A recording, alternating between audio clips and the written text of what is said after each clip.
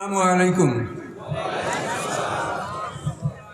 তাফসীর মাহফিলের সম্মানিত সভাপতি, প্রধান অতিথি, অন্যান্য অতিথিবৃন্দ, পরিচালক মণ্ডলী, সম্মানিত ওলামায়ে কেরাম, সুধী মণ্ডলী, পর্দার আড়ালে অপেক্ষমান মা ও বোনেরা, মেয়েরা, আসসালামু আলাইকুম।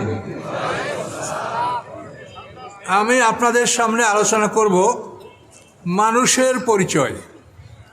এই বিষয়ের উপরে আমি কোরআন থেকে আপনাদের সামনে আলোচনা পেশ করব ইনশাল্লাহ। মানুষের পরিচয়। সম্মানিত সুধী,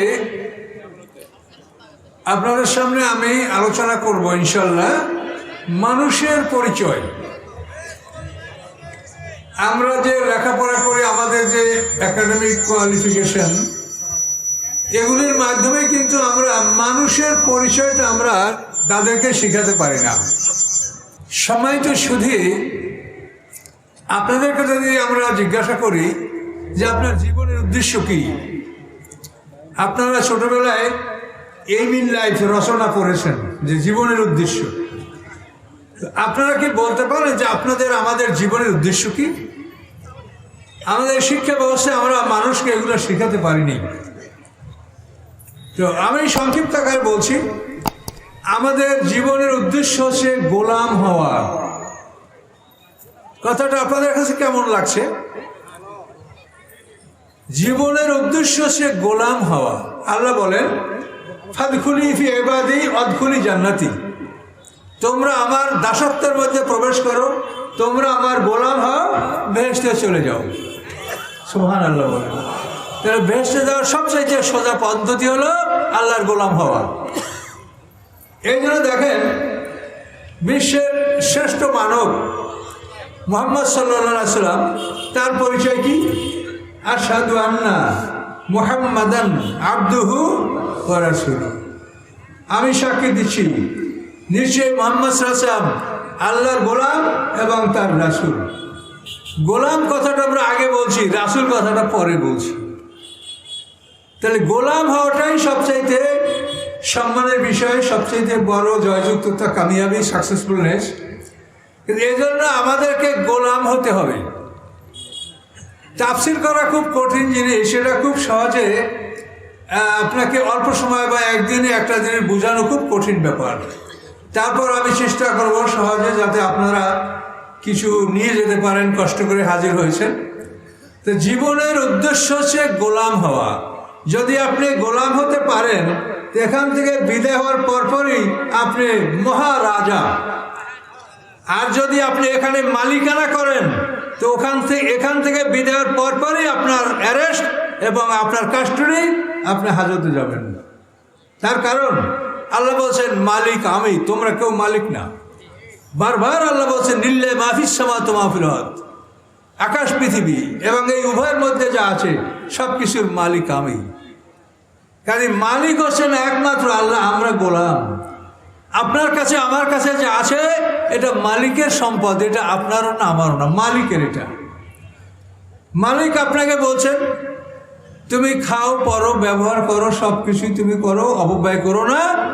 এরপরে যেটা উদ্বৃত্ত থাকে ওটা আমার, ওটা আমি যেভাবে বন্টন করছি ওভাবে বন্টন হবে, তুমি মালিকানা করবে না।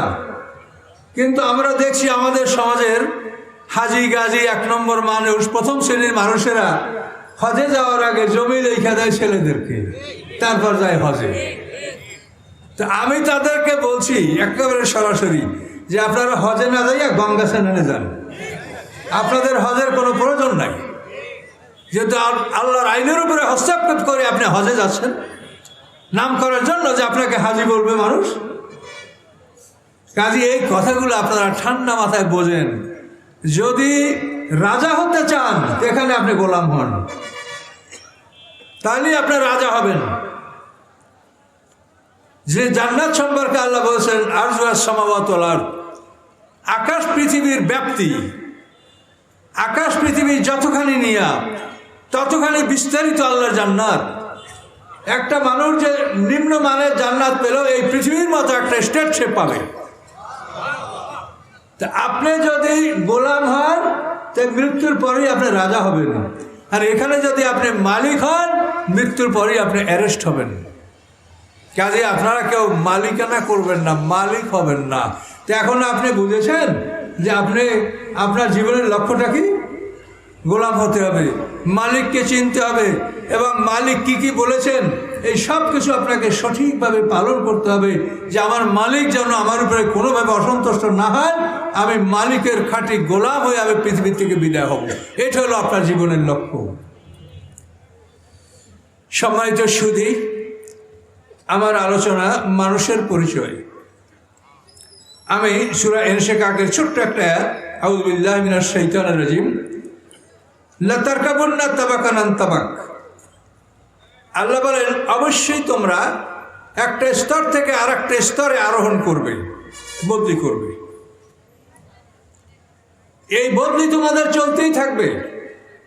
এই বদলি চলতে চলতে এমন একটা সময় আসবে যখন তোমার এই বদলিটা সমাপ্ত হবে। তা আমরা সে পর্যন্ত আলোচনা যাইতে পারবো কিনা আমি বলতে পারছি না, রাত গভীর, আর আমি এমনিতেই বেশি কথা আমি বলি না। তো আল্লাহ যা তৌফিক দেন, আমি সংক্ষিপ্ত আকারে আমি এটা চেষ্টা করব। আল্লাহ বলছেন তোমরা স্তরে স্তরে তোমার বদলি হচ্ছে, লাতার কাবুন না তাবাক না, অবশ্যই তোমরা একটা স্তর থেকে আর একটা স্তরে তোমরা আরোহণ করছো। এখন সৃষ্টির সূচনা দেখেন, আল্লাহ বলেন বাদা খালকাল ইনসানে মিন তিন। মানুষের সৃষ্টির সূচনা করছেন আল্লাহ মাটি হতে। মাটি হতে সৃষ্টির সূচনা।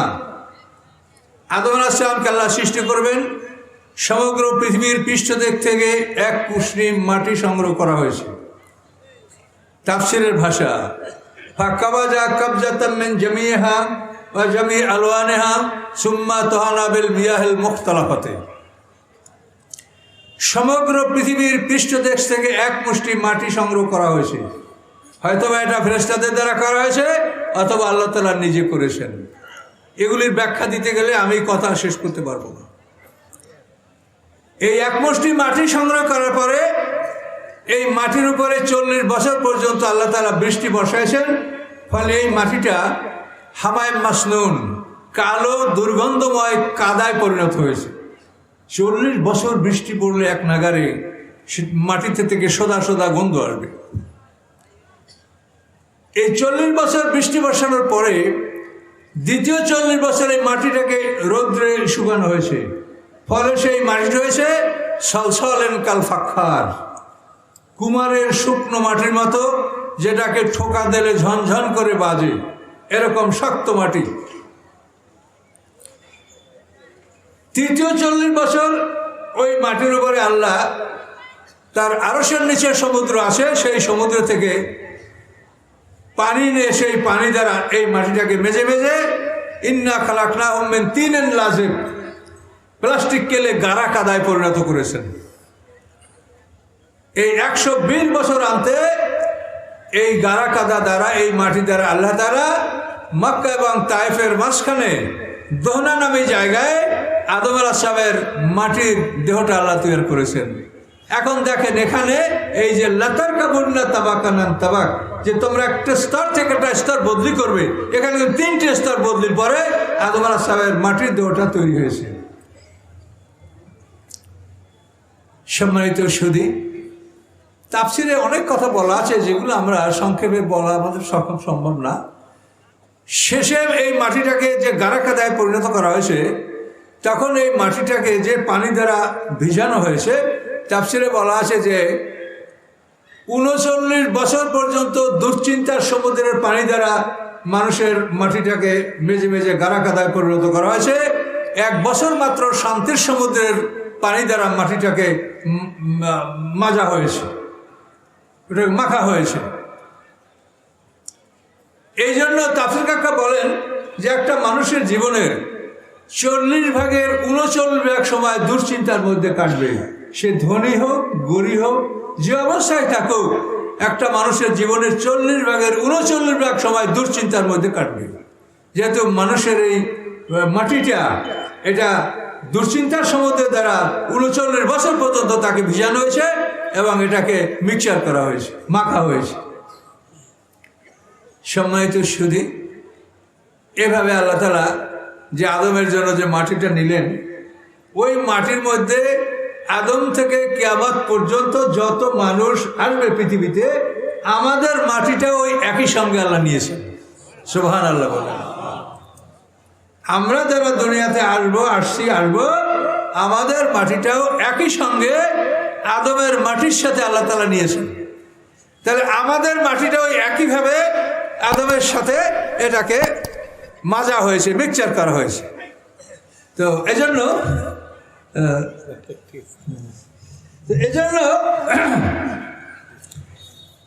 স্তর পদ্ধতিটা আপনি বোঝার চেষ্টা করেন।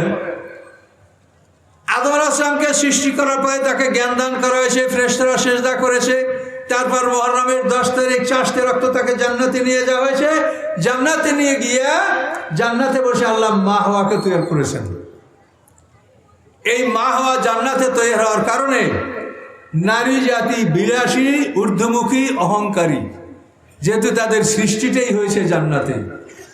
আর মানুষ পিতা আদম তাকে সৃষ্টি করেছে আল্লাহ জমিনের উপরে। এই জন্য পুরুষদের চাইতে নারীদের অহংকার বেশি। নারীদের কোনো জিনিসে মন ভরে না। এটা আমি নারীদের দুর্নাম করছি না, আমিও এক মায়ের সন্তান, আমার ছেলে আছে, মেয়ে আছে, ভাই বোন আছে। এটা নারীদের দুর্নাম না, এটা যে প্রকৃতি, যে নেচার, যেটা বাস্তব, সেটা আমরা বলছি। নারীদেরকে জান্নাতে সৃষ্টি করার কারণে আল্লাহ তাআলা তাদের পোশাক দিয়েছেন স্বর্ণের অলংকার, রেশমি কাপড়। এটা নারীদের জন্য বৈধ করা হয়েছে, যেহেতু তারা জান্নাতে তৈরি হয়েছেন এবং এগুলি জান্নাতি পোশাক। এই জন্য নারী জাতিকে আপনি সন্তুষ্ট করতে পারবেন না। তার জন্য আজকে লক্ষ টাকার বাজার করলে কালকেই বলবে যে এটা লাগবে, এটা লাগবে, এটা নেই, ওইটা নেই। আপনি অবাক হয়ে যাবেন, কেউ পারবেন না, সে যতই বড় ধনী হন। নারীকে কেউ সন্তুষ্ট করতে পারবে না, যেহেতু সে জান্নাতে সৃষ্টি হয়েছে, তার মনটা ওরকম। তবে যারা ধার্মিক, যারা আল্লাহকে ভয় করে, পরকালের আশা করে, তারা এটা নিয়ে আপনাকে কষ্ট দিবে না, কিন্তু মনে তাদের আকাঙ্ক্ষাটা বিদ্যমান থাকবেই। নারী জাতিকে আল্লাহ তাআলা এই বাম পাজরের হাড্ডি থেকে উপাদান নিয়ে সৃষ্টি করেছেন। এই পাজরের হাড্ডিটা বাঁকা। তাফসীরকাররা বলেন এই জন্য নারীর স্বভাবের মধ্যে বাঁকামি থাকবে, যেহেতু তাকে বাঁকা হাড্ডি দ্বারা সৃষ্টি করা হয়েছে।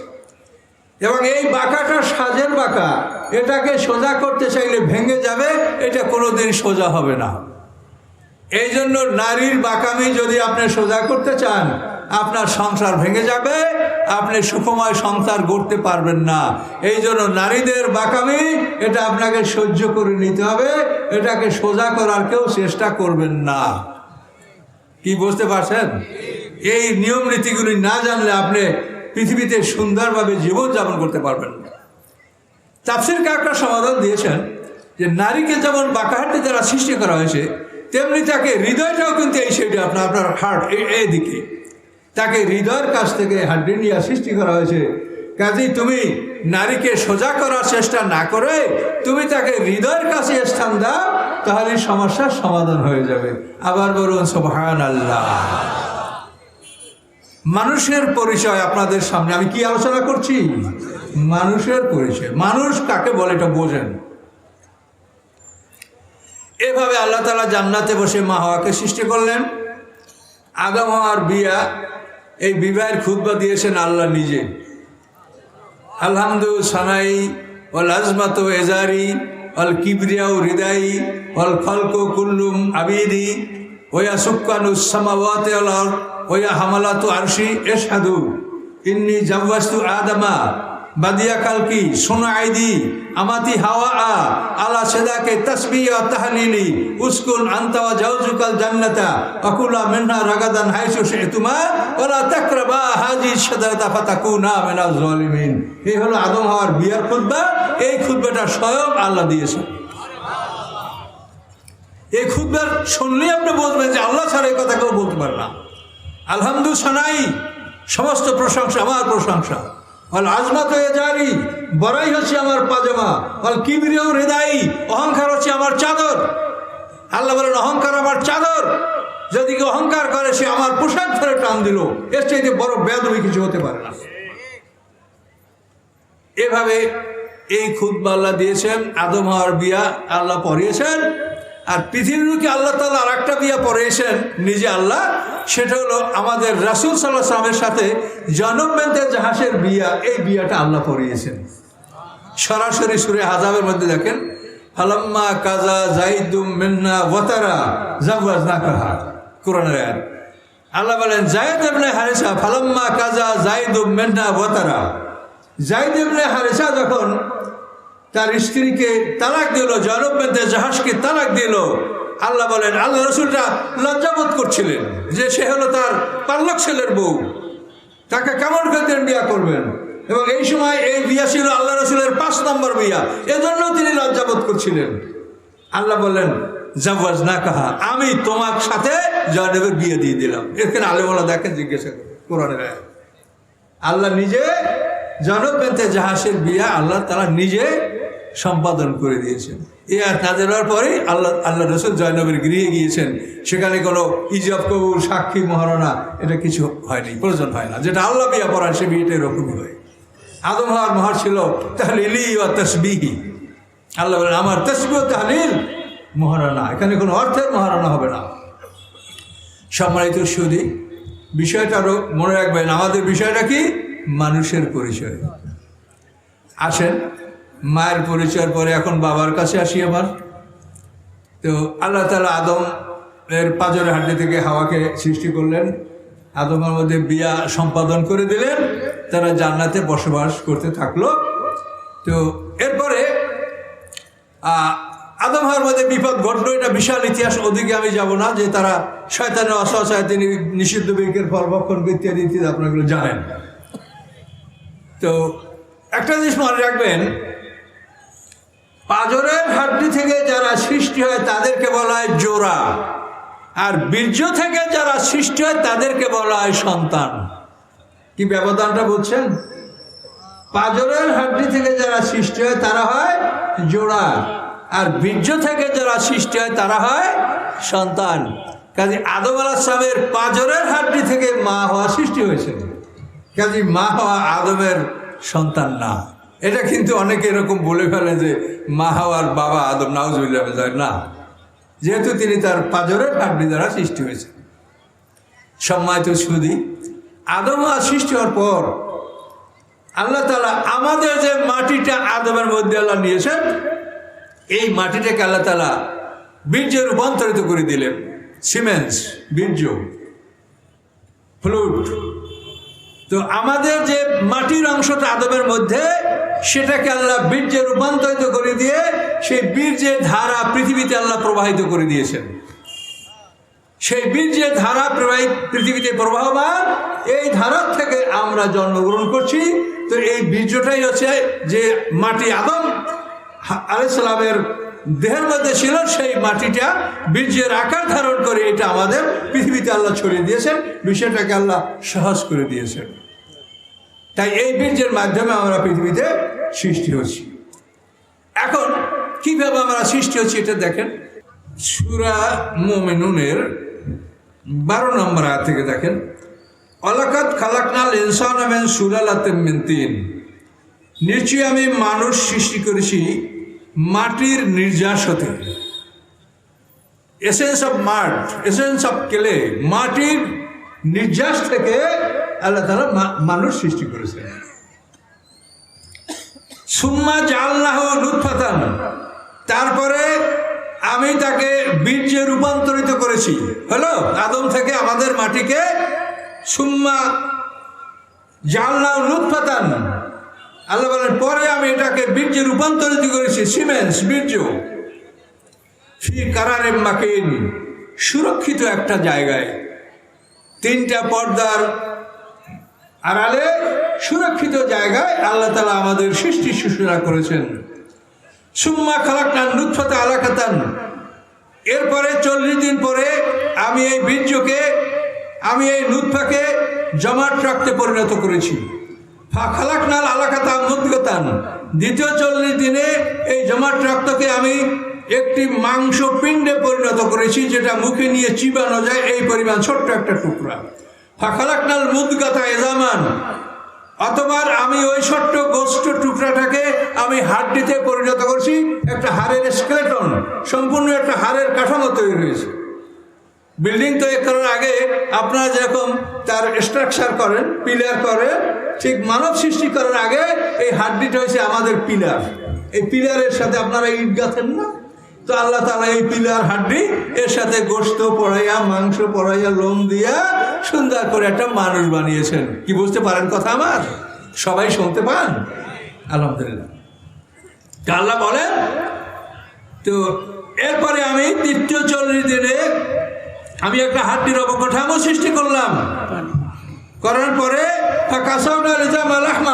তাহলে আপনি জিনিসটা বোঝেন যে আমাদের সৃষ্টির সূচনা মাটির থেকে, তারপর আমাদের মানে সৃষ্টির উপাদানটা আল্লাহ সিমেন্স বা বীর্য এর মধ্যে রূপান্তরিত করে দিলেন এবং এই ধারা পৃথিবীতে প্রবাহিত করে দিলেন। এবং কিভাবে হয়? স্বামী এবং স্ত্রী, নারী পুরুষ দুদিক থেকে দুইটা জিনিস আসে। পুরুষের স্পার্ম বা শুক্রকীট আর মহিলার ওভাম বা ডিম্বকোষ। এই শুক্রকীট যখন ওভামকে, ডিম্বকোষকে কামড়িয়ে ধরে তখন নারী গর্ভবতী হয়। এবং এই এত সূক্ষ্ম, যেটা মাইক্রোস্কোপ ছাড়া দেখা যায় না। পুরুষের যে স্পার্মটা, এটা 1 মিলিমিটারের 10,000 ভাগের 1 ভাগ, এত সূক্ষ্ম এটা। তো এভাবে এই সিমেন্স, পুরুষের স্পার্ম যখন নারীর ওভামকে কামড়িয়ে ধরে, ডিম্বকোষকে কামড়িয়ে ধরে, তখন নারী গর্ভবতী হয়। প্রথমে এটা জোকের মতো ঝুলে থাকে, আলাকা মানে ঝুলে থাকা বস্তু, আলাকা মানে জমাট রক্ত। এটা দুইটা অর্থেই কোরআনে ব্যবহার হয়েছে। তো এগুলোর ব্যাখ্যা করা তো আমার জন্য মুশকিল। আলাকা মানে ঝুলানো বস্তু, অর্থাৎ এই সিমেন্ট, এটা মানে গর্ভটা সূচনা হলে এটা মানে জরায়ুর ওয়ালে, জরায়ুর স্ক্রিনে এটা জোকের মতো ঝুলে থাকে, এটার নাম আলাকা। তো যেখানে কোরআন পাকে বলা আছে খালাকাল ইনসানামের আলাক, সেখানে অর্থ হবে আল্লাহ তাআলা মানুষ সৃষ্টি করেছেন ঝুলন্ত বস্তু থেকে। আর এইখানে আলাক মানে হবে জমাট রক্ত, যেখানে স্তর বদলি বলা হয়েছে, যে প্রথমে বীর্য, তার থেকে আলাক, তাহলে এটা হবে জমাট রক্ত। এটা কিন্তু অনেক তর্জমা বা তাফসির কারকরা এই জিনিসটা সঠিকভাবে লিখতে পারে নাই। আমি অনেক বড় বড় তাফসিরের লেখকদেরও দেখছি, তারা এই জিনিসটা পৃথক করতে পারে নাই। আপনাদের দোয়ায় আমি কিন্তু 30 পারা কোরআনের তাফসির লিখেছি, আপনাদের নিয়ে আসি। 10 খণ্ডে আমার তাফসির, 3000 পৃষ্ঠার কিছু বেশি। তো আমাকে আল্লাহ তৌফিক দিয়েছেন, আমি 30 খণ্ডে পুরো কোরআনের তাফসির লিখেছি, আল্লাহ লিখতে দিয়েছেন। এরপরে আমার অন্যান্য বই, আমার ছোট বইগুলো হয়তো অনেক আগে আপনারা পড়েছেন, আলো আদার সিজে, সেখানে আমার 9টা বই এখন পর্যন্ত সেবে বের হয়েছে। আমার এই বইগুলি পড়লেই মনে হয় যেন পড়ি, পড়লেই মনে হয় যেন না শেষ না করে ঘুমাবো না। ইনশাল্লাহ আমার বই দেখবেন। তো যাই হোক, আমি সংক্ষেপে আপনাদেরকে আগে নিয়ে যাব যে এখন এই বদলিটা বুঝতে পারলেন। মাতৃগর্ভের প্রথম হলো পানি, সিমেন্স, এটা 40 দিন পরে হলো জমাট রক্ত, দ্বিতীয় 40 দিন 1 টুকরো মাংস, এই 80 দিন, তৃতীয় 40 দিনে হাড্ডির স্কেলেটন, অবকাঠামো, স্ট্রাকচার সৃষ্টি হয়ে গেল। সুম্মা কাসাউনা লিজামা রাহমা, তারপর ওই স্ট্রাকচারের পরে আল্লাহ তাআলা গোশত পরাচ্ছেন, চামড়া পরাচ্ছেন, লোম দিচ্ছেন। এভাবে 10 মাস 10 দিন বা 6 মাস থেকে 10 মাসের মধ্যে যে কোনো সময় সন্তান ভূমিষ্ঠ হতে পারে। আল্লাহ তাআলা এভাবে আমাদেরকে পৃথিবীতে পাঠালেন। এই যে বদলি, এটা আল্লাহ বলছেন লাতারকাবুন্না তাবাকান আন তাবাক, হে মানুষ, তুমি একটা স্তর থেকে একটা স্তর বদলি করতেছো। তো এখন মানুষ সৃষ্টি হওয়ার ব্যাপারে, মা যখন গর্ভবতী হয় তখন এই গর্ভে দেখভাল করার জন্য আল্লাহ তাআলা একজন ফেরেশতা নিয়োগ করেন। ওই ফেরেশতা আল্লাহর সাথে যোগাযোগ করে গর্ভে এই সন্তানটা কিভাবে হবে, এই সব দায়িত্ব ওই ফেরেশতা এই দায়িত্বটা পালন করেন। এবং ওই ফেরেশতা আরও কাজ করেন, সেটা কি? মানে মাটির নির্যাস, স্বামী স্ত্রীর সম্মিলিত বীর্য, নুতফাতে নামসাদ যেটা কোরআনে বলা হয়েছে, সম্মিলিত বীর্য, এর সাথে সুলালাতে মিন তিন, মাটির স্ট্রাক্ট বা মাটির যে নির্যাস, এই নির্যাসটা ফেরেশতা মাতৃ গর্ভে পৌঁছিয়ে দেন আল্লাহর হুকুমে।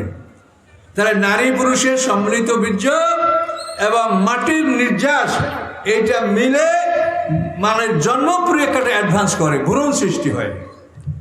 ওই যে ছোট্ট চোখের মাত্র ওইটা আস্তে আস্তে ভ্রূণ সৃষ্টি হয়ে ওইটার মধ্যে একটা মানুষ হয়। আমরা এভাবেই আপনি আমি সবাই মায়ের পাটে এভাবেই ছিলাম। তো মাতৃগর্ভে আল্লাহ একজন ফেরেশতা নির্বাচন করেন, সেই মাতৃগর্ভে ফেরেশতা আল্লাহর সাথে যোগাযোগ করে এই ছেলের সব ভালো মন্দ জ্ঞান বুদ্ধি রং টং সব এটা ওই ফেরেশতা আল্লাহর হুকুম এটা দায়িত্ব পালন করেন। এরপরে আমরা পৃথিবীতে চলে আসি। পৃথিবীতে চলে আসার সাথে সাথে ওই ফেরেশতার দায়িত্ব শেষ হয়ে যায়, আল্লাহ আর একজন ফেরেশতা নিয়োগ দেন, দ্বিতীয় ফেরেশতা। এই ফেরেশতার দায়িত্ব পালন করে মানুষ যতক্ষণ নাবালক থাকে ততক্ষণ পর্যন্ত। বালেগ হওয়ার পরে আর এক ফেরেশতা আছে, সেই ফেরেশতার নাম হলো কিরামান কাতিবিন। ওয়াইন্না আলাইকুম লাহাফিজিনা কিরামান কাতিবিনা ইয়ালামুনা মা তাফআলুন। তো কিরামান কাতিবিন হলো আপনার 3 নম্বর ফেরেশতা। 1 নম্বর ফেরেশতা হলো আপনার মাতৃগর্ভে দায়িত্ব পালন করে। 2 নম্বর ফেরেশতা হলো নাবালেগ শিশুকে বালেগ হওয়া পর্যন্ত তার দেখভাল করে। 3 নম্বর ফেরেশতা হলো কিরামান কাতিবিন, বালেগ হওয়ার সাথে সাথে গলায় আমলনামা লটকিয়ে দেয় এবং সব কথা কাজ রেকর্ড করা হয়। এই আমলনামা লটকানো হয় বালেগ হওয়ার সাথে সাথে। বালেগ হওয়ার সঠিক বয়স আমরা বলতে পারবো না। বালেগ সাধারণত মেয়েরা 9 বছর থেকে 13 বছরের মধ্যে বালেগ হয়ে থাকে, আর ছেলেরা 11 থেকে 15 বা 18 বছরের মধ্যে সবাই বালেগ হয়। কিন্তু বালেগ যখনই হবে তখনই কিরামান কাতিবিন তার গলায় আমলনামা লটকিয়ে দেয়। নাবালেগ বাচ্চার গলায় আমলনামা থাকে না। নাবালেগ বাচ্চারা কোরআন পড়ে, তারা রোজা নামাজ করে, ইবাদত বন্দি করে, এগুলি সব তার বাপ মায়ের আমলে আল্লাহ লিখিয়ে দেন। ওই বাচ্চার গলায় আমলনামা নাই। কাজে আপনাদের একটা বোনাস, ছোট বাচ্চাদেরকে কোরআন শিক্ষা দেওয়ার জন্য নুরানি মাদ্রাসা, কেরাতিয়া মাদ্রাসা, হাফিজি মাদ্রাসা দিবে।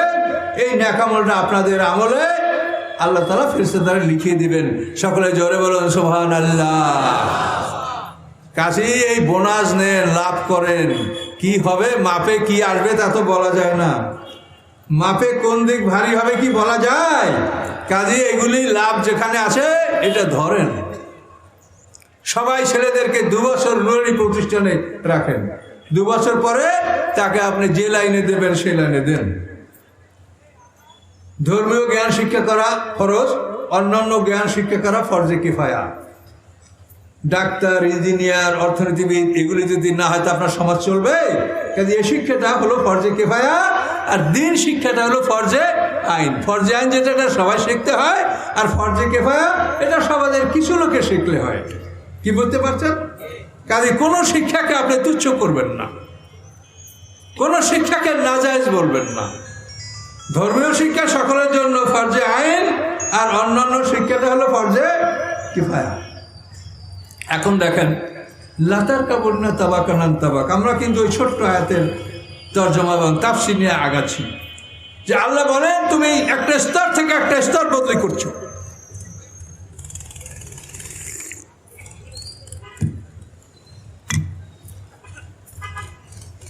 এখন মানুষ যখন ভূমিষ্ঠ হয়, আমরা যখন ভূমিষ্ঠ হয়েছি, কান্না ছাড়া আমরা কিছু জানি না। এই কান্না এমন একটা জিনিস, এর মাধ্যমে শিশু তার সমস্ত চাহিদা পাওনা সে আদায় করে নেয়। শিশু যখন কাঁদতে শুরু করে, মা দৌড় দিয়ে আসে। আমার ছেলে কাঁদে কেন? ক্ষুধা লেগেছে। মা তাকে দুধ দেয়। দুধ খাওয়ার পরেও যদি শিশু কাঁদে, তখন মা মনে করে আমার শিশুকে কিছুতে পোকা মাকড়ে ডাইয়ায় পিঁপড়ে কামড়াচ্ছে, উল্টে পাল্টে তাকে দেখে যে তাকে কিছুতে কামড়াচ্ছে না। তাও যদি না হয়, তখন মা মনে করে এই শিশুকে এখন ডাক্তারের কাছে নিয়ে যেতে হবে, তার ভিতরে কোনো সমস্যা আছে।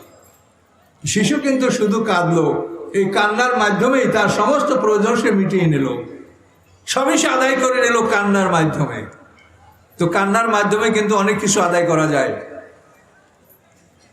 কান্নার কারণে হৃৎপিণ্ডে স্টার্ট হয়। বাচ্চা যখন ভূমিষ্ঠ হয়, ভূমিষ্ঠ হওয়ার পরে যে বাচ্চা চিৎকার করে কাঁদে, এই কান্নার সাথে সাথে তার হৃৎপিণ্ডে স্টার্ট হয়। আর যদি বাচ্চা না কাঁদে, তার হৃৎপিণ্ডে স্টার্ট হবে না। আর যদি বিলম্বে কাঁদে, তাহলে ওই ছেলে বাঁচলেও সে ভালো ব্রেনই হবে না, হাবা হবে, বোকা হবে। এই জন্য সন্তান ভূমিষ্ঠের সাথে সাথে যাতে কাঁদে সে ব্যবস্থা থাকা উচিত।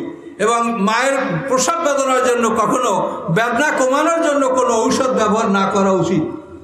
মাকে যদি কোনো ঔষধ বা কোনো ইনজেকশন, পিটুটারি বা অন্য কিছু এভাবে দেওয়া হয় বেদনা কমানোর জন্য, তাহলে এর ফলে শিশুটাও অবশ হতে পারে, ভূমিষ্ঠের পরে শিশু কাঁদতে বিলম্ব করতে পারে।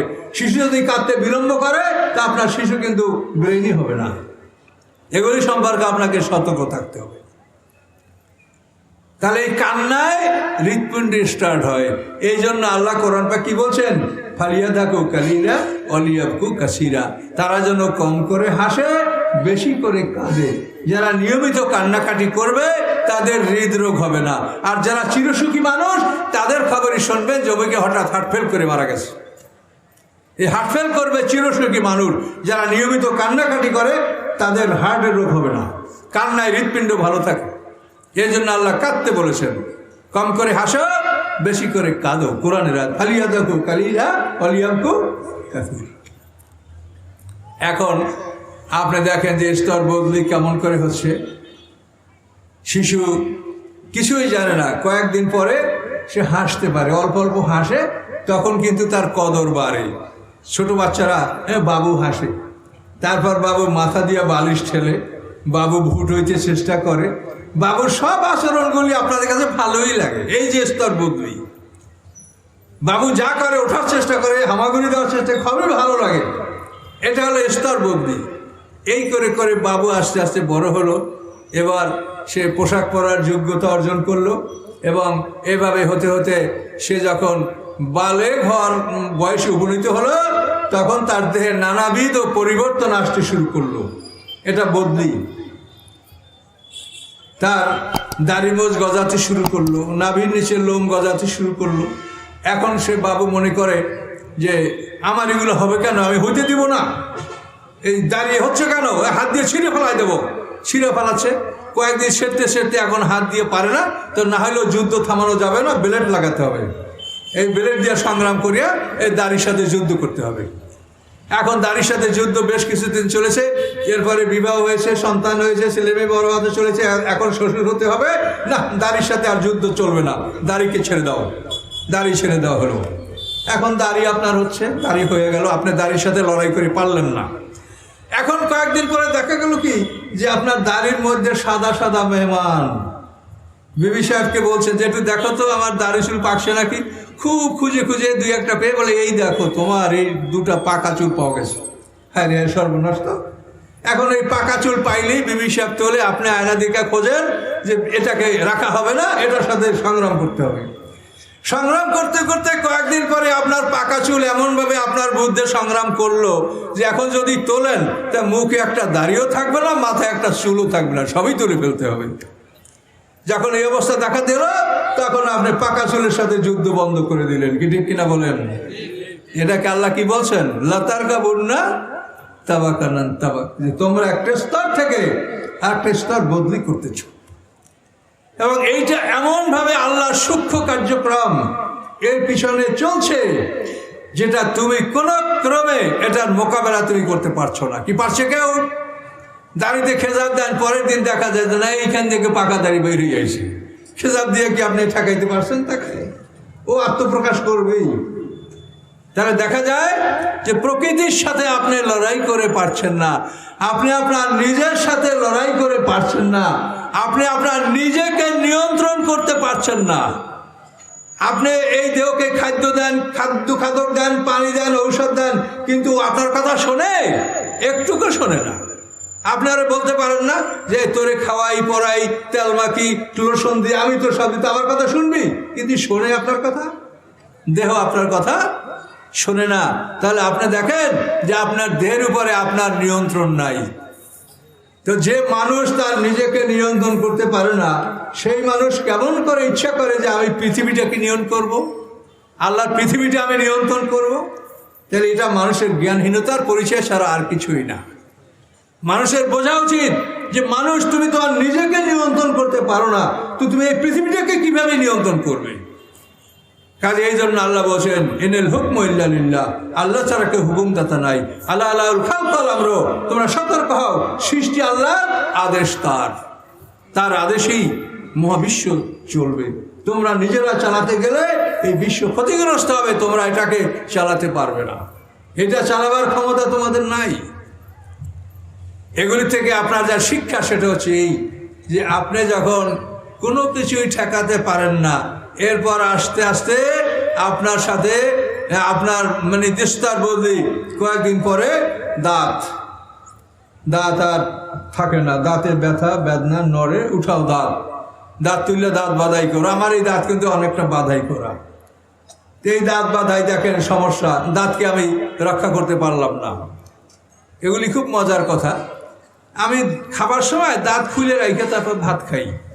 তা আমার এক নাতি এটা দেখছে, দেখে কিছু বলে নাই। বাড়ি যেয়া যখন ওর মাকে ভাত দিছে তখন মা আমাকে দাঁত খুলে দাও, আমি এখন ভাত খাবো।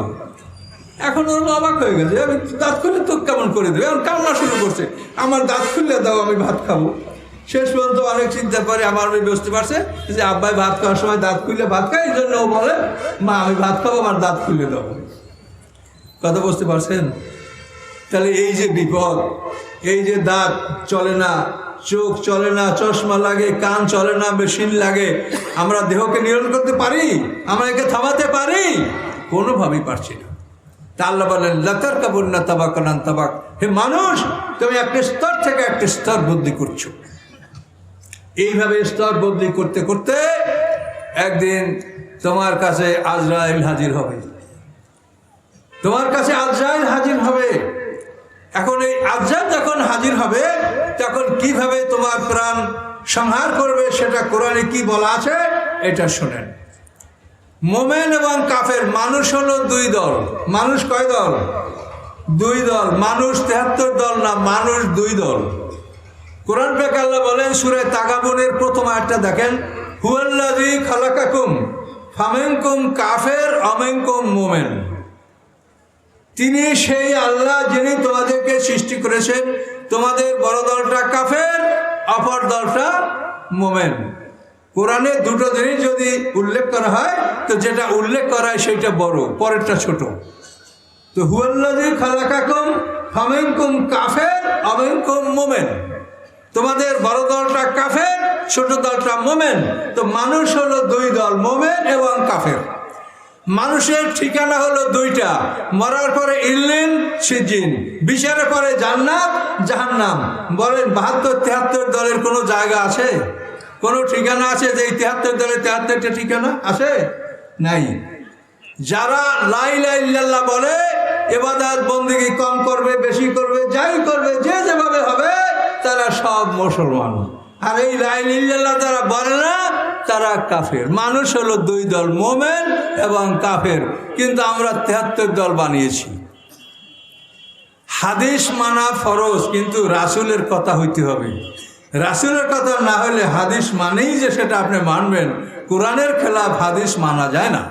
এটা সব মুহাদ্দিসরা বলেছেন, আমি একা না, সকল মুহাদ্দিসরাই কথা বলেছেন যে কোরআনের খেলাফ হাদিস হতে পারে না।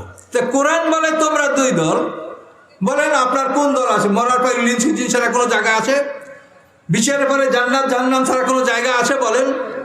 আপনারা তো হঠাৎ করে নিজের মত না হলে একজনকে কাফের মুশরিক ফতোয়া দিয়ে বসেন, কিন্তু এটা তো আপনাদের হটকারিতা, এটা তো জ্ঞানহীনের পরিচয়, এটা জ্ঞানের কথা না। আল্লাহ রসুল তো এরকম কোনো মানুষকে কাফের বলেন নাই। মদিনা শহরে ৮২ জন মুনাফিক ছিল, এই মুনাফিকের পরিচয় আল্লাহ রসুল গোপন রেখেছেন। আল্লাহ জানেন যে মুনাফিক, তারপরে এদের পরিচয় গোপন রেখেছেন, প্রকাশ করেন নাই। একজন সাহাবী মাত্র এই মুনাফিকের পরিচয় জানতেন, সেই সাহাবীর নাম হুযায়ফা ইয়ামানি। এই হুযায়ফা ইয়ামানি জানতো মুনাফিক কারা, অন্য সাহাবীরা জানতো না, আল্লাহ রসুল প্রকাশ করেন নাই। এই জন্য ওমর ফারুক রাদিয়াল্লাহু তাআলা একদিন হুযায়ফা ইয়ামানিকে বলে, হুযায়ফা, আল্লাহ রসুল সব কথা তোমাকে বলে, আমাদেরকে বলে না।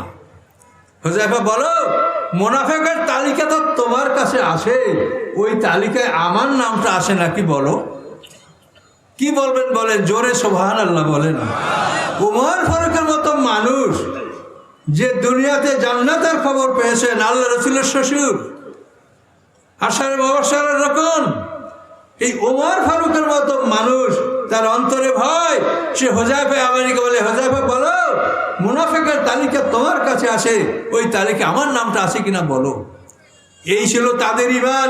আর আজকে আমরা লকব আর খেতাবে ফুল স্কেপ পেপার ভরে যাই, ওলিয়ে কামেল, পীরে কামেল, মোর্শেদে কামেল, হাদিউজ্জামান, কুতুবুজ্জামান, কাইয়ুমুজ্জামান, এইসব লকব দিয়ে আমরা পৃষ্ঠা ভরে ফেলি। অথচ আমরা মুসলমান কিনা সেটা আমরা পরীক্ষা করে দেখি নাই। যে আমরা এই লকব বাদ দেন, মুসলমান কিনা সেটা পরীক্ষা করে দেখেন। সে কোরআন দ্বারা পরীক্ষা করলে দেখবেন ফেল করবেন, পাস করবেন না। কাজে এটা মারাত্মক ব্যাপার। সমাজে এই ধরনের আচরণ থাকা উচিত না। আপনারা সূরা ফাতিহা দৈনিক 32 বার করেন না? দৈনিক 32 বার, 17 রাকাত নামাজে 17 বার, 15 রাকাত সুন্নাতে 15 বার, 32 বার পড়েন না কমপক্ষে? সেখানে কি পড়েন? আলহামদু মানে কি কন্ত? সমস্ত প্রশংসা, না অর্ধেক প্রশংসা, না 12 আনা, সমস্ত প্রশংসা। তো সমস্ত প্রশংসা আল্লাহর হয়, তা আপনি এই লকব কোথায় পাইছেন? এই লকব আপনার গ্রহণ করা ঠিক না। হ্যাঁ, যেটা তার কর্মের পরিচয় বা যেটা তার কাজের ডেজার চেয়ারম্যান, তাহলে যদি আপনি চেয়ারম্যান না বলেন তাহলে মানুষে বুঝবে কি করে যে চেয়ারম্যান কি? যে হেডমাস্টার, তাকে যদি হেডমাস্টার না বলেন তাহলে আপনি হেডমাস্টারের কাছে কিভাবে যাবেন? কাজে যেটা তার কাজের পরিচয় এটা কিন্তু তার প্রশংসা না, এটা সে গ্রহণ করতে পারবে। কিন্তু যেটার এরকম কোনো একাডেমিক ডেজিগনেশন না, ওলিয়ে কামেল, কুতুবুজ্জামান, এইটা কে দিছি আপনাকে? এটা কি? কিন্তু এগুলো দিয়ে সমাজে বিভ্রান্ত করা হচ্ছে এবং রমরমা ধর্ম ব্যবসা করা হচ্ছে। আজকের পৃথিবীর মানুষ এত বিভক্ত কেন? মুসলমানদের মধ্যে আল্লাহর সাহায্য নাই কেন? এর একমাত্র অভাব হচ্ছে যে আমরা কোরআন থেকে কথা বলি না। আলেম ওলামা যতই ডাকেন, আপনারা তো বহু সভা সভাপতি প্রতি বছর করেন, আপনারা খুঁজে দেখেন যে আলেমরা সত্যিকার কোরআন থেকে সব কথাগুলো বলে, এরকম কোন আলেম আপনারা পাচ্ছেন সমাজে? আছে কম, কিন্তু কম থাকলে তো হবে না। মেজরিটি আলেম কোরআন থেকে কথা বলবে, সবাই আমরা কোরআন থেকে কথা বলবো। কোরআনের প্রচার হলো ফরজ। এই কোরআনের প্রথম থেকে শেষ পর্যন্ত প্রচার করা ফরজ। ইয়া আইয়ুর রাসূল বাল্লিগ, কোরআন পেকাল, হে রাসূল বাল্লিগ, প্রচার করুন। কি? মা উনজিলা ইলাইকা মির রাব্বিক, রবের পক্ষ থেকে আপনার প্রতি যে অবতীর্ণ হয়েছে এটা আপনি প্রচার করুন। ওয়াল্লাম তাফাল ফামা বাল্লাগতা রিসালাতাহু, একটা আয়াত যদি প্রচার করতে বাকি থাকে তাহলে আপনার প্রচার করা হলো না।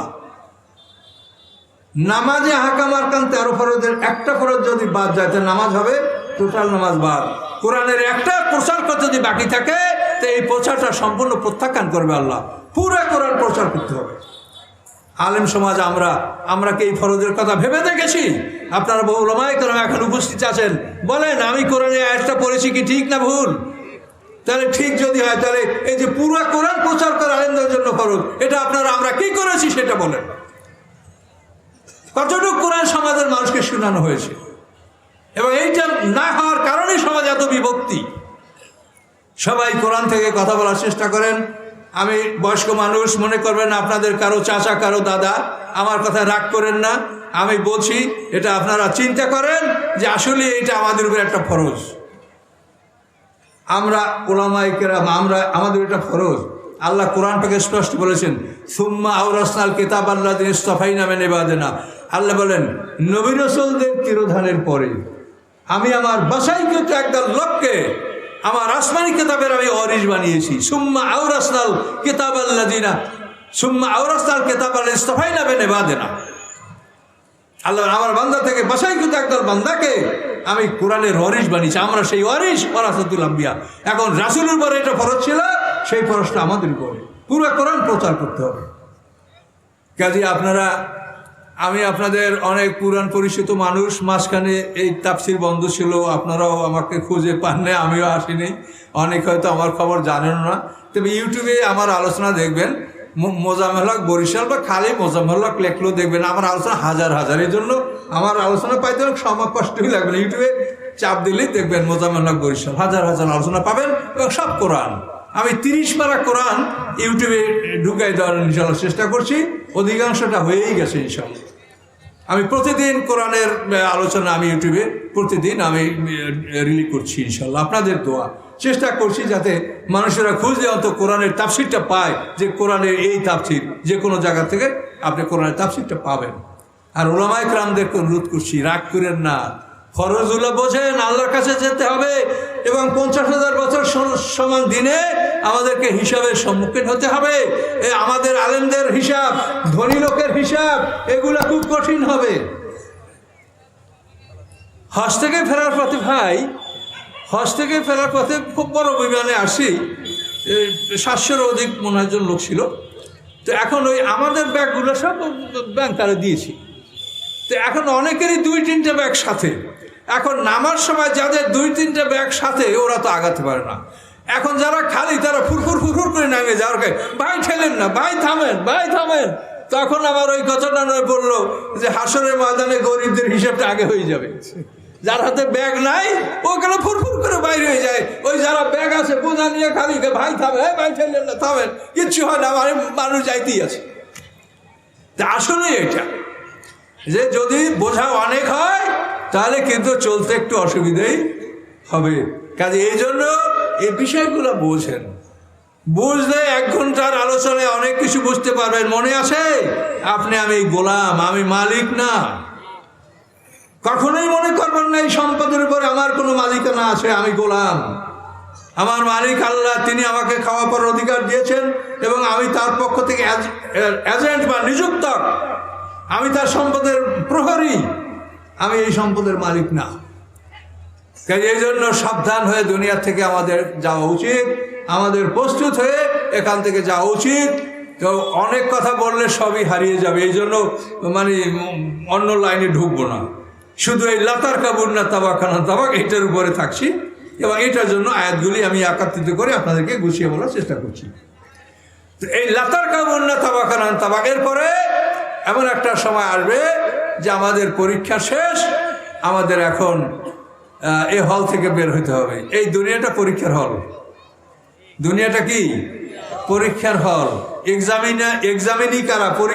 পরীক্ষার্থী কারা? আমরা। প্রশ্নপত্র কি? আল কোরআন। উত্তরপত্র কি? গলায় লটকানো আমলনামা। এই প্রশ্নপত্র পড়াবে কে? রাসূল সাল্লাল্লাহু আলাইহি সাল্লাম। তারপরে কে? আলেম সমাজ। তো পৃথিবী হলো পরীক্ষার হল। এখানে এক ব্যাচ পরীক্ষা দিবে, বের হবে, পরীক্ষা দেবে, বের হবে। সকল ব্যাচের পরীক্ষা শেষ হয়ে যাওয়ার পরে এই হলটাকে ভেঙে দেওয়া হবে। এটার নাম কিয়ামত। কি সোজা কথা বুঝেছেন? পরীক্ষা সবাই শেষ, এই হলটাকে ঘুরে ঘুরে করে দেওয়া হবে। দিয়ে পরে ইল্লিন সিজনে সংরক্ষিত আমাদেরকে রাখা হয়েছে। ওই হাসরের ময়দানে ইসরাফিলের সিংহার ফুৎকারের মাধ্যমে আমাদেরকে ডাকা হবে। ওখানে ডেকে আমাদেরকে রেজাল্ট দেওয়া হবে। পাস করলে ডাইন হাত, ফেল করলে বাম হাত। এই রেজাল্ট শিট দেওয়ার পরে এই রেজাল্ট শিট নিয়ে আমরা যে বাড়িতে থাকবো, সেখানে আমাদের জীবন শুরু হবে। মানুষের জীবন পৃথিবীতে শুরু হয় না। কি বুঝতে পারছেন কি বলছি? এই পৃথিবীর বুকে মানুষের জীবন শুরু হয় না। বলেন কি বলছি? পৃথিবীর বুকে মানুষের জীবন শুরু হয় না। মানুষের জীবন হবে হাসরের ময়দানে পরীক্ষার ফল পাওয়ার পরে যে গৃহে আমরা ঢুকবো, জান্নাত অথবা জাহান্নাম, ওইখানে জীবন শুরু হবে। একটা দিন 1000 বছরের সমান, হাজার হাজার কোটি বছর বেঁচে থাকবেন, মানুষ মরে না। সকলে সুবহানাল্লাহ বলেন। বুঝেছেন বিষয়টা? কাজে পৃথিবী পরীক্ষার হল, এটা বসবাসের জায়গা না। এখানে আপনি সব কিছু করতে চাচ্ছেন, অথচ আপনি জানেন না যে আপনাকে কখন ডাক দেওয়া হবে।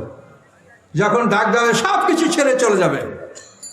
আপনার বাড়ি ভাড়াটিয়া থাকে, ও যখন যায় তখন ওর মাল আসবাব ব্যাগের সব নিয়ে বাইরে হয়, তাই না? কিন্তু আপনি মালিক, আপনাকে যখন ডাকা হবে তখন আপনি খালি হাতে বের হয়ে যাবেন। আপনি এই বাড়ির কোনো কিছু নিয়ে বের হতে পারবেন না। সত্য কিনা বলেন? তাহলে আপনি সেভাবে চিন্তা করে কাজ করেন যে আমার ভাড়াটিয়া তো মালামাল নিয়ে গেল, কিন্তু আমি যখন যাব আমি কি নিয়ে যাব? কিছুই নিতে পারবো। এভাবেই যেতে হবে। এই পৃথিবী মানুষের বসবাসের জায়গা নয়, এটা পরীক্ষার হল। এখানে আপনি পরীক্ষা দিচ্ছেন, প্রশ্নপত্র আল কোরআন। এখানে কি চাওয়া হয়েছে? উত্তর দেন। উত্তর দিলে সেটা কিরামান কাতিবিন আপনার গলায় লটকানো আমলনামা এটা লিখবে, রেকর্ড করবে।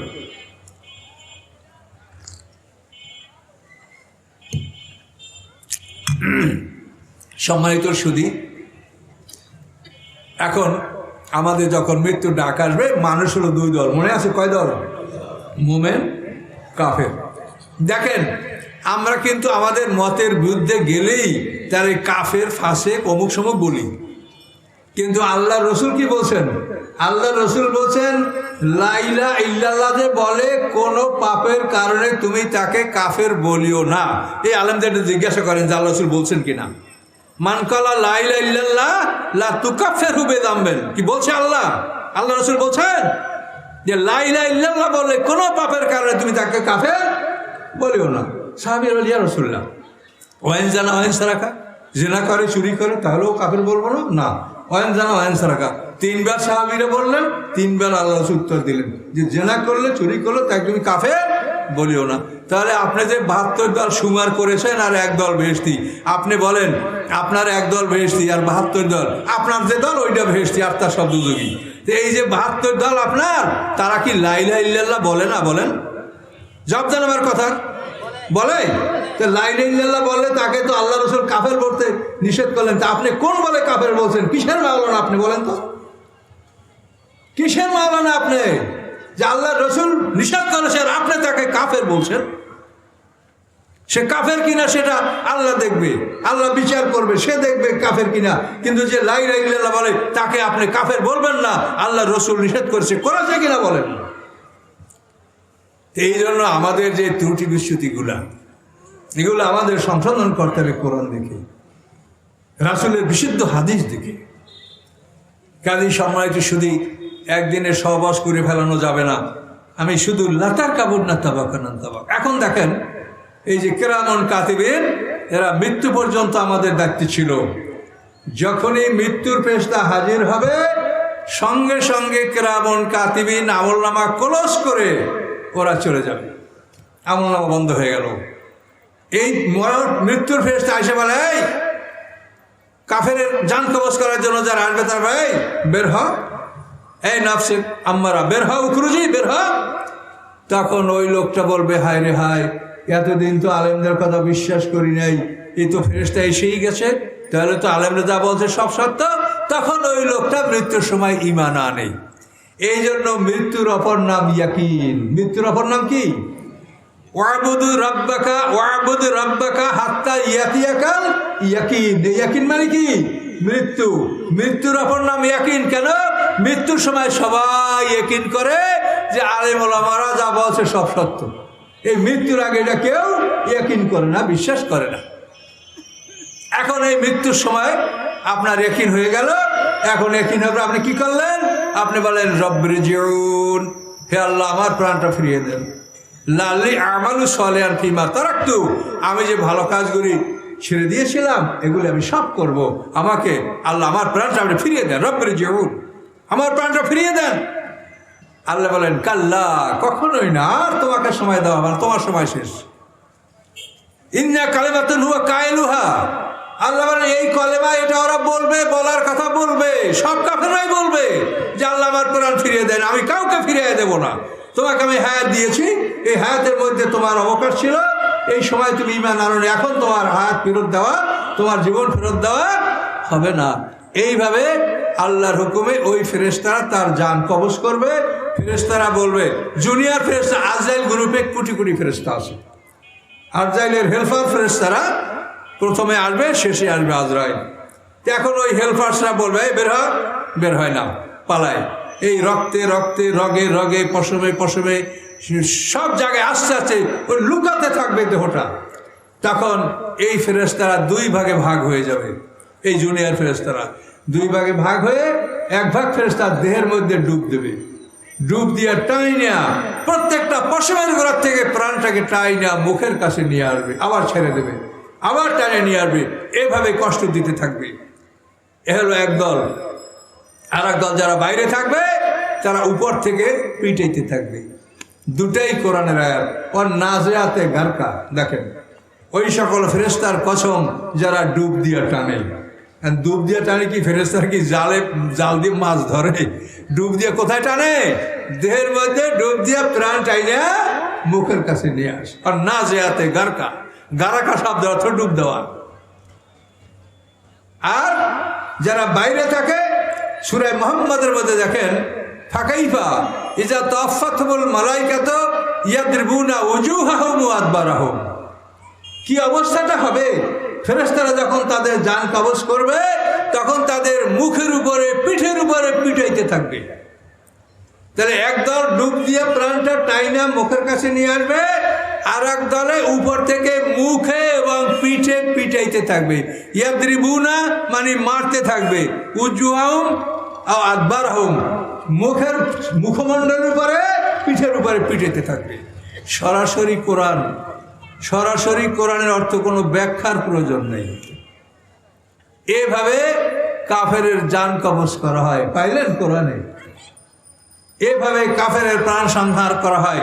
এইভাবে ওরা মারতে থাকে, পিটিতে থাকে, টানতে থাকে, টাইনা টাইনা প্রাণটা যখন তাকে আজরাইল হাজির হয়ে গেছে তখন টাইনা ধরে রাখে, তখন আর ছাড়ে না, ধরে রাখে মুখের কাছে।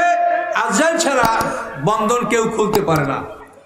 আজরাইল এই বন্ধনটা খুলে প্রাণটাকে বের করে, ওদের কাছে খাঁচা থাকে, বর্তন থাকে, ওর মধ্যে এটাকে ঢুকিয়ে দেয় আর বলে এটাকে আল্লাহ যেখানে আদেশ করছে সিজ্জিনে জমা করে আসো। তখন ওই ফেরেশতারা এই প্রাণটাকে তার আমল নামা সহ সিজ্জিনে জমা করে দেয়। এভাবে মানুষের মৃত্যু হয়। এটা হলো মানুষের কাফেরদের মৃত্যু। এভাবে মানুষ মৃত্যুবরণ করে। আপনারা কি এটা দেখেছেন কেউ? আমরা কি দেখেছি কেউ? কিন্তু এটা কোরআনে স্পষ্ট বলা আছে যে এইভাবে কাফেরের জান কবজ করা হয়। আর যদি হয় মোমেন, তাহলে তা মোমেনের সামনে আজরাইল গ্রুপের ভালো ফেরেশতা যারা যারা ভালো সাইডে কাজ করে আইসে বলে, হে নফসে মুতমাইন্না, হে শান্তির আত্মা, বের হও। তার জন্য জান্নাতের ছবি, জান্নাতের বর্তন, কোথায় ঠিকানা এটা দেখানো হবে। এটা দেখানোর পরে মোমেনের আত্মাটা দৌড় দিয়ে মুখের কাছে আসে, টানাও লাগে না, পিটানো লাগে না, দৌড় দিয়ে মুখের কাছে আসে, কিন্তু বের হতে পারে না। আজরাইল বন্ধন না করলে সে বের হতে পারবে না। নাশে তাদের নাশটা মানে হালকাভাবে বন্ধন খুলে দেওয়া, এবং বন্ধন খুলে দিলে প্রাণটা দৌড় দিয়ে বের হয়ে আসবে। তাফসীর কাকা বলেন যে স্কুল ছুটি হলে বাচ্চারা দৌড় দেয়। একটা গরু সারাদিন বাঁধা থাকলে বিকেলে ছাড়িয়ে দিলে গরুটা লেজ খাড়া করে একটা দৌড় দেবে, তারপর গরুটা এসে থামে। এই যে বন্ধন খুলে দিলে দৌড় দেয়, ওই রকম মোমেনের প্রাণ বন্ধন খুলে দিলে দৌড় দিয়া মুখের কাছে আসবে। তখন আজরাইল এই প্রাণটাকে আদর করে ধরে জান্নাতের বর্তনে, জান্নাতের পেয়ালায়, জান্নাতের খাসায় করে ওই ফেরেশতাদের দায়িত্ব দিয়ে দেবে। তারা ইরলিনে তার প্রাণটাকে জমা দিয়ে দিবে। সকলে বলেন সুবহানাল্লাহ। এখন এই বদলিটা বুঝতে পারছেন? মৃত্যুর পূর্বক্ষণ পর্যন্ত আপনার দায়িত্ব ছিল কিরামান কাতিবিন। যখন মৃত্যুর ফেরেশতা হাজির হলো তখন কিরামান কাতিবিন চলে গেল। কিরামান কাতিবিন চলে যাওয়ার পরে আসলো কারা? আজরাইল গ্রুপের ফেরেশতা। লাতার কাবন্না তাবাকান তাবাক, একটা স্তরের পর একটা স্তর বদলি হচ্ছে। দেখো এই ফেরেশতারা যখন আসে, কিরামান কাতিবিন যখন আপনার আমলনামা ক্লোজ করে দেয়, তখন বান্দার ঈমান, নেকামল কোনো কিছু আর কবুল হয় না। কথা বুঝতে পারছেন? যে বিশাল ব্যাপার। এই ব্যাপারে আমার বহু আলোচনা আছে, ইউটিউবে আপনারা শুনবেন। আপনার ফেরাউন সম্পর্কে জানেন যে ফেরাউন যখন লোহিত সাগরে ডুবেছিল তখন সে ঈমান এনেছিল। কোরআনে আসে না, আমানতু আন্নাহু লা ইলাহা ইল্লাল্লাযী আমানাত বিহি বানু ইসরাঈল ওয়া আনা মিনাল মুসলিমিন। এটা ফেরাউনের উক্তি না, কোরআনে আছে। তাহলে এখন দেখেন যে ফেরাউনও কিন্তু মৃত্যুর সময় ঈমান এনেছিল, কিন্তু মৃত্যুর সময় ঈমান আনলে কারো ঈমান আল্লাহ কবুল করেন না। মৃত্যুর সময় কিরামান কাতিবিন আমলনামা বন্ধ করে দেয়। সেই সময় কোনো মানুষের ঈমান, কোনো অনুরোধ, কোনো কৈফিয়ত এটা কবুল হয় না। আর মানুষ যখন মারা যায় তখন তার গলায় আমলনামাটা লটকানো থাকে, এটা খুলে নেওয়া হয় না। এই আমলনামা সহই মানুষ কবরে যায়। মানুষকে শ্মশানে দেওয়া হোক, চিতায় জ্বালানো হোক, তার ক্রিমেশন মানে তার অন্ত্যেষ্টিক্রিয়া যেটাই হোক, তার আমলনামাটা গলায় থাকে, এটা নষ্ট হয় না। হাসর ময়দানে যখন মানুষ উঠবে তখন আমলনামা তার গলায় থাকবে। এবং আদম আলাইহিস সালাম থেকে কিয়ামত পর্যন্ত সব মানুষ হাসর ময়দানে উঠবে, কেউ বাকি থাকবে না। তো এই মানুষগুলি কি করে আমি রাসূলের কাছে যাব? এত মানুষের মধ্যে কেমন করে খুঁজে পাবো? হজে গেলে 20-25 লাখ মানুষ, তার মধ্যে হাজিরা এমন নাই যে 2-1 অন্তত পথ হারায় নাই। বলেন, এই নিজের তাবু খুঁজে পাওয়া যায় না, এই ঘর খুঁজে পাওয়া যায় না, এই ঘটনা ঘটি। তো ওই সময়টা কেমন হবে বলেন? ওই সময়টায় কি হবে শোনেন, প্রত্যেকটা মানুষের গলায় আমলনামা লটকানো থাকবে। এই আমলনামার হেডলাইন হচ্ছে আমরা উম্মতে মুহাম্মাদি। আমাদের আমলনামার হেডলাইন হচ্ছে লা ইলাহা ইল্লাল্লাহু মুহাম্মাদুর রাসূলুল্লাহ। এটা হলো আমলনামার উপরে হেডলাইন, আমাদের বাতাকা আইডেন্টি কার্ড। তো এইখানে লা ইলাহা ইল্লাল্লাহু মুহাম্মাদুর রাসূলুল্লাহ লেখা আছে। তো ফেরেশতারা দেখবে যে এদের গলায় আমলনামায় লা ইলাহা ইল্লাল্লাহু মুহাম্মাদুর রাসূলুল্লাহ লেখা। এদের করে এই বান্দারা তোমার নবী এইখানে দাঁড়ানো আছে, ওইখানে হাউজে কাউসারের কাছে বসা পেয়ালা নিয়ে রেডি হয়ে আছে, এদিকে লাইন দাও। তখন আমরা সব এদিকে লাইন দেব। এরপরে যাদের আমলনামায় দেখা যাবে লা ইলাহা ইল্লাল্লাহ মুসা কালিমুল্লাহ লেখা আছে, তাদেরকে ফেরেশতারা বলবে এই মুসা কালিমুল্লাহ এইখানে আছে, এদিকে যাও। এখানে গেলে তোমরা মুসা কালিমুল্লাহকে পাবে, সে হাউজে কাউসারের পেয়ালা নিয়ে পানি নিয়ে ওখানে অবস্থান করছে। লা ইলাহা ইল্লাল্লাহ ঈসা রূহুল্লাহ, লা ইলাহা ইল্লাল্লাহ দাউদ খলিফাতুল্লাহ, লা ইলাহা ইল্লাল্লাহ মুসা কালিমুল্লাহ, লা ইলাহা ইল্লাল্লাহ ইব্রাহিম খলিলুল্লাহ। এইভাবে প্রত্যেক নবীর উম্মতের গলায় যে আইডেন্টি কার্ড থাকবে, আমলনামা থাকবে, সেখানে ওই কলেমার সাথে নবীর নাম সংযুক্ত থাকবে। এইটা দেখে হাসরের ময়দানে মাঠে যে ফেরেশতারা ডিউটি করবে, তারা ফেরেশতারা ওই মানুষগুলাকে আপন আপন নবীর কাছে তারা পৌঁছিয়ে দিবে। সকলে জোরে বলুন সুবহানাল্লাহ। সিস্টেমটা বুঝতে পারছেন? এগুলি সবই সুন্দর সিস্টেম, কোনোটাই না বুঝবেন এমন কিছু।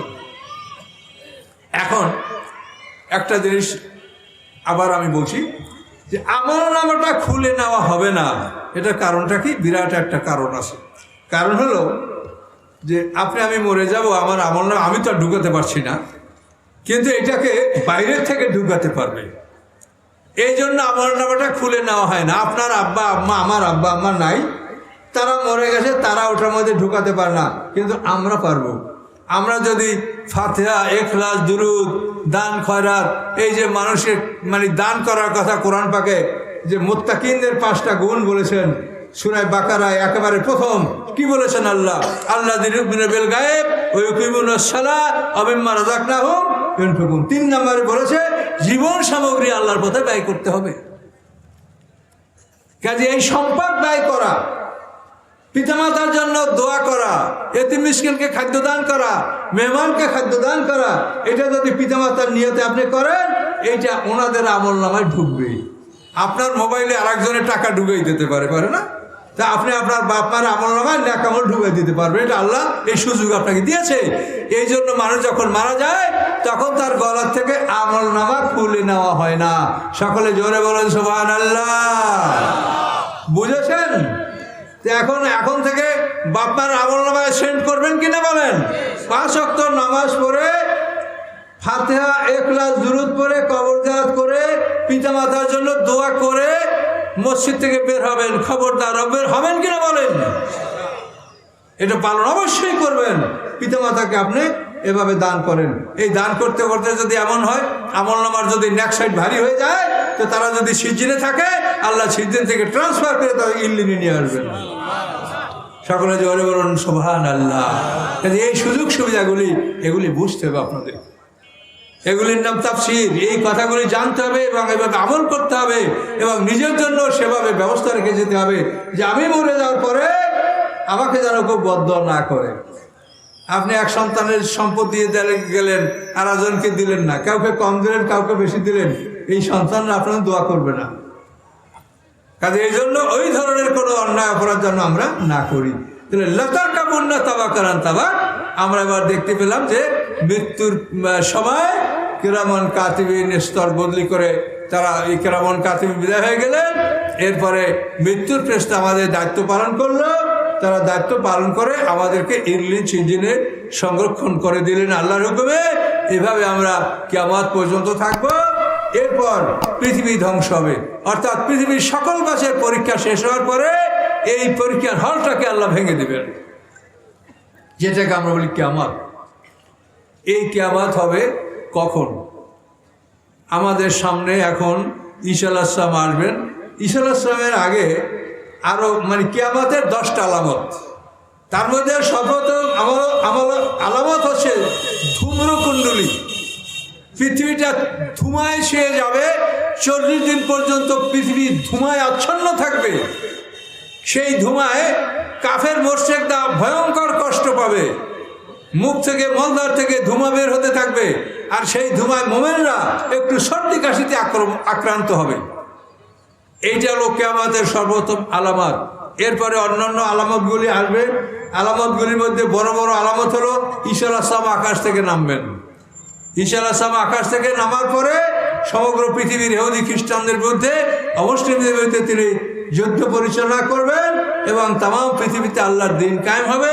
ঈসা আলাইহিস সালাম 40 বছর পৃথিবী শাসন করবেন, তিনি বিবাহ করবেন, ছেলে মেয়ে হবে, 40 বছর পর তিনি মারা যাবেন। এভাবে কিয়ামতের সর্বশেষ আলামত প্রকাশ পাবে। একই দিনে দাব্বাতুল আরদ নামক একটা প্রাণী বের হবে এবং পশ্চিম দিক থেকে সূর্য উঠবে। এই দুইটা আলামত একদিনে প্রকাশ পাবে। এই দাব্বাতুল আরদ সম্পর্কে কোরআনে বলা আছে। আব্দুল্লাহ আব্বাস রাদিয়াল্লাহু তাআলা আনহু হজ করতে গিয়া তো সাফা পাহাড়ে এই লাঠি দিয়ে এরকম টান দিয়া খটখট খটখট করে শব্দ করে, আর উনি বলে যে এইটার মধ্যে দাব্বাতুল আরদ আছে, আমি যে লাঠি টানছি এই আওয়াজও শুনতে পাচ্ছি। সুবহানাল্লাহ বলেন। এই দাব্বাতুল আরদ, এই সাফা পাহাড় ফেটে ওইখান থেকে দাব্বা একটা জানোয়ার বাইর হবে, দাব্বাতুল আরদ। সেই জানোয়ারের থেকে কোনো মানুষ রেহাই পাবে না। মোমেনদের চোখে আলো বিস্ফোরিত করবে, মোমেনদের চেহারা উজ্জ্বল হবে, দেখে বোঝা যাবে যে মোমেন। আর কাফেরের চেহারা মলিন হবে, কালিমা লেপন করা হবে। এভাবে সেই দাব্বাতুল আরদ সমস্ত মানুষকে এভাবে চিহ্নিত করবে। এই দাব্বাতুল আরদ এবং পশ্চিম দিক থেকে সূর্য উদয়, এই দুইটা জিনিস একদিনে হবে। এভাবে কিয়ামতের আলামতগুলি প্রকাশ পাবে এবং সমস্ত মুসলমানদের মৃত্যু হয়ে যাবে তার আগে। কিয়ামতের 100 বছর আগে সমস্ত মুসলমানদের মৃত্যু হয়ে যাবে, কোনো মুসলমান পৃথিবী থাকবে না, শুধু কাফেররা থাকবে। যেমন ইচ্ছা তারা জীবনযাপন করবে, এইভাবে তারা পৃথিবীতে অন্যায় বিচার করতে থাকবে। 100 বছর পার হয়ে যাওয়ার পরে ইসরাফিলকে আল্লাহ আদেশ করবেন, সিংহা বাজাও। ইসরাফিল সিংহায় ফুৎকার দিবে। ইসরাফিল এখনো সিংহা মুখে নিয়ে দাঁড়িয়ে আছেন। কিয়ামতের সবচেয়ে বড় আলামত হলো মুহাম্মদ সাল্লাল্লাহু আলাইহি ওয়াসাল্লামের জন্ম, মুহাম্মদ সাল্লাল্লাহু আলাইহি ওয়াসাল্লামের আবির্ভাব। এই আল্লাহ রসুল যখন জন্মগ্রহণ করেছে, আকাশের ফেরেশতারা অস্থির হয়ে গেছে যে শেষ নবীর জন্ম হয়ে গেছে। এই নবীর সময়টা পার হয়ে গেলে কিয়ামত হবে। আমাদের নবী হলেন কিয়ামতের সবচেয়ে বড় আলামত। কাজেই এইভাবে ইসরাফিল আমাদের রাসূলের জন্মের সংবাদ পেয়ে সেই দিনে সিংহা মুখে নিয়ে দাঁড়িয়ে আছেন। আল্লাহ রসুল যখন মেরাজে গেছেন তখন দেখেন ইসরাফিলের মুখে সিংহা। আল্লাহ তাকে সালাম দিলেন, সালামের জবাব দিতে পারছে না, মুখে বাসি। তা আল্লাহ রসুল দ্বিতীয়বার সালাম দিচ্ছেন, এবারও জবাব দিতে পারেন নাই। তৃতীয়বার সালাম দেওয়ার পরে ইসরাফিল জবাব দিল এবং জবাব দিয়ে আল্লাহ রসুলের কাছে ক্ষমা প্রার্থনা করলো, ইয়া রাসূলুল্লাহ, আমি জানি যে আপনি আসবেন, আমাকে সালাম দেবেন, কিন্তু আমার মুখে সিংহা। আমি আল্লাহর কাছে অনুমতি নিয়ে বাসিটা মুখ থেকে নামিয়ে আপনার সালামের জবাব দিয়েছি। ইতিমধ্যে আপনি আমাকে 3 বার সালাম দিয়েছেন। সম্মানিত শুধু আরো 15 মিনিট আমরা আলোচনা করব, সবাই ধৈর্য ধারণ করে শুনেন এবং বেশি শোনা নয়। আপনারা ভুলে যাবেন নাকি আমি যা বলছি বলেন তো? এগুলো রিকালেকশন করতে মনে মনে এগুলো চিন্তা করতে করতে বাড়ি যাবেন, ভুলবেন না, খবরদার। সম্মানিত শুধু এভাবে ইসরাফিল সিংহা মুখে নিয়ে দাঁড়িয়ে আসেন। আল্লাহ যখন আদেশ করবেন তখন তিনি ফুঁক দিবেন। এই সিংহার ফুৎকার যখন হবে, এই সিংহার ফুৎকার 40 বছর পর্যন্ত স্থায়ী থাকবে। ধীরে ধীরে বাঁশির আওয়াজ এমনভাবে বাড়তে থাকবে, প্রত্যেকটা মানুষ মনে করবে যে আমার বাড়ির সিংহা বাজছে, আমার বাড়ির বাঁশি বেজে উঠেছে। এইভাবে আস্তে আস্তে বাঁশির আওয়াজ প্রবল থেকে প্রবল হবে এবং প্রবল বাতাস বের হতে থাকবে এবং এই বাতাসের চাপে সমস্ত পৃথিবী প্রথম সমস্ত জীব জনার একত্রিত হবে, তারপর বেহুশ হবে, তারপর মরবে, মরার পরে তারা চূর্ণ বিচূর্ণ হবে। এরপরে পানি, মাটি, আগুন, বাতাস 4টা পদার্থ একসঙ্গে ঘুরপাক খেতে থাকবে, সমুদ্রে আগুন ধরে যাবে। বিজ্ঞানীরা এটা স্বীকার করেছেন যে পানি হলো হাইড্রোজেন অক্সিজেন। কাজে সিংহার ফুৎ করে হাইড্রোজেন অক্সিজেন যখন পৃথক হয়ে যাবে, হাইড্রোজেন নিজে জ্বলে, অক্সিজেন তাকে জ্বলতে সাহায্য করে। সমুদ্রে আগুন ধরে যাবে। ওয়াইজাল বিহারু সুজ্জিরাত, কোরআন পাক আল্লাহ বলেছেন। 40 বছর পর্যন্ত সিংহার ফুৎকার চলতে থাকবে, শুধু বাতাস, প্রবল বেগে বাতাস বের হতে থাকবে।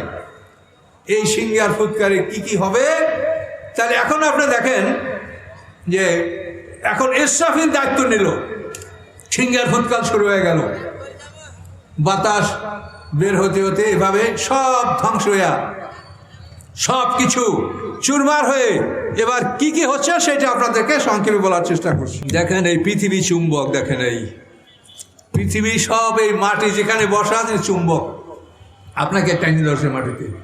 যদি মাটিতে চুম্বক না থাকতো তা আপনি বসলে আপনি হুটিয়ে যেতেন আর এক জায়গায়। আপনি একটা মাল রাখছেন, ওখানে মালটা পাইতেন না, ওখান থেকে ওটা কোথায় ঠেলে চলে গেছে আর এক জায়গায়। কাজে এই পৃথিবী থেকে আল্লাহ তাআলা চুম্বক বানিয়ে রেখেছেন যে কোনো মালামাল ও ধরে রাখে, ও স্থানচ্যুত হয় না। অনেক কিছু জানার আছে, যাই হোক আস্তে আস্তে আল্লাহ তৌফিক দিলে জানবেন। তো আমার তো আর কথা বেশি বলার সুযোগ আমাকে আল্লাহ কতদিন দেবে তো আমি জানি না।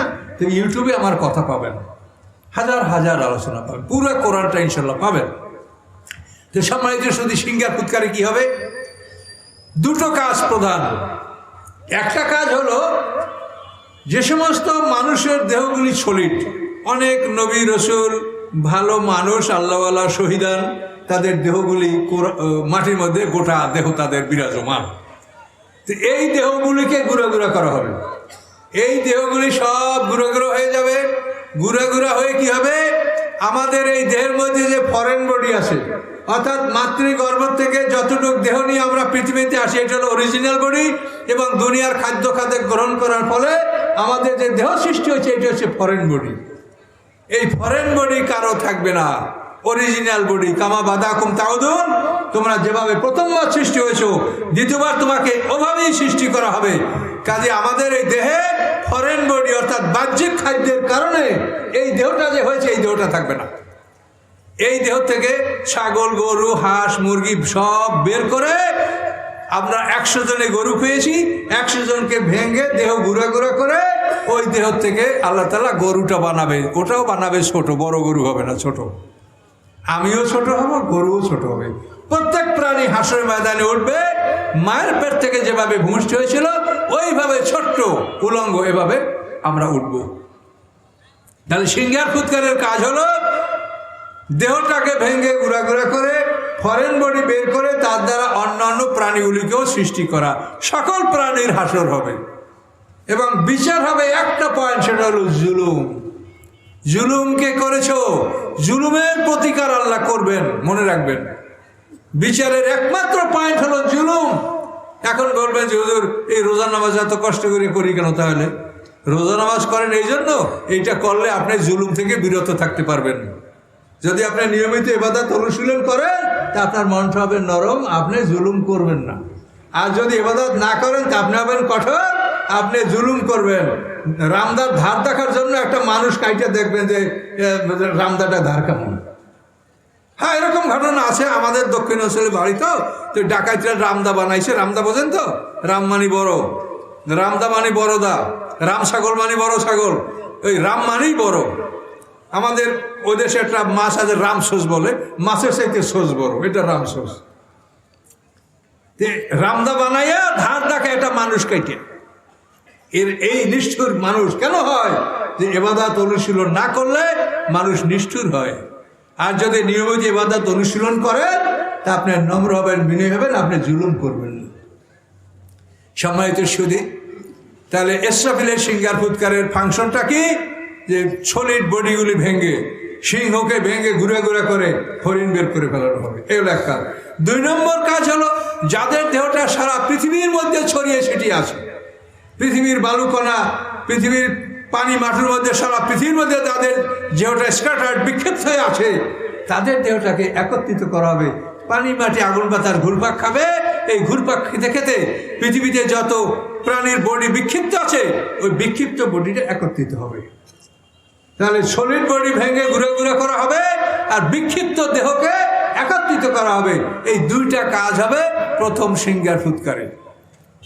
3 নম্বর একটা কাজ। এবার তো আপনি বুঝতে পারলেন যে এবার আমাদের এই যে পানি মাটি আগুন বাতাস, এই যে পদার্থের দেহ, physical part of the body, আমাদের দেহের যে যে রক্ত মাংসের যে অংশটা, এটা কিন্তু এই সিংহার ফুৎকারে একত্রিত হবে। হওয়ার পরে এটা একটা মাটির স্তরে পরিণত হবে। এইখানে একটা বিরাট বিষয় লুকায়িত আছে, সেটা হলো এই কোরআনটাকে আল্লাহ বলেছেন মেনহা খালাকনাকুম ওয়া ফিহা নুঈদুকুম, ওই মাটির থেকে তোমাকে সৃষ্টি করেছি, ওই মাটিতে তোমাকে ঢুকাবো। এখন কোন মাটির থেকে আমাকে সৃষ্টি করছে আমিও জানি না, আপনিও জানেন না। এই জন্য আমরা যখন কবর দিই তো কোন মানুষটাকে কোন মাটি থেকে সৃষ্টি আমরা কি জানি? আমরা তো এক কবর করে 1000 কবর দিয়ে রাখি। কিন্তু এটা সিস্টেম না। সিস্টেম হলো আল্লাহ যেটা বলছে যে ওই মাটির থেকে সৃষ্টি করেছি, ওই মাটিতে তোমাকে ঢুকাবো, ওই মাটির থেকে তোমাকে বের করবো। এটা হলো আল্লাহর কোরআনের কথা। এই কাজটা কি ব্যাপার এবার দেখেন। এবার ইসরাফিলের সিংহার ফুৎকারে যখন পদার্থের দেহটা একত্রিত হয়ে গেল, মানুষের পশুর সব পদার্থের দেহ একত্রিত হয়ে একটা মাটির স্তর সৃষ্টি হবে। তো এবার যে এই মাটির স্তরটা সৃষ্টি হবে, সিংহার ফুৎকারের পরে ফুৎকার বন্ধ হয়ে যখন এটা আবার মাটিতে পড়ে একটা মাটির স্তর সৃষ্টি হবে, এই সময় প্রত্যেকটা মানুষ ওই জায়গাতেই পড়বে যেখানের মাটির থেকে তাকে সৃষ্টি করা হয়েছে। এবার সেই মাটিতে ও পতিত হবে। সকলে জোরে বলুন সুবহানাল্লাহ।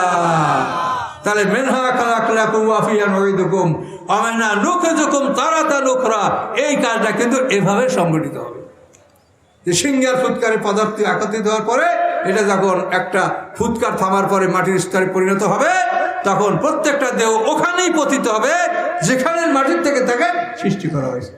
তাহলে এবার আপনি আসল জায়গায় গেলেন, যাওয়ার পরে দ্বিতীয় সিংহার ফুৎকারে ওই জায়গাতেই আপনাকে বাইর করা হবে। কথা বলতে পারছেন? এই কথাগুলো কোরআনে আল্লাহ বলেছেন, এগুলো খুব বিশাল ব্যাপার।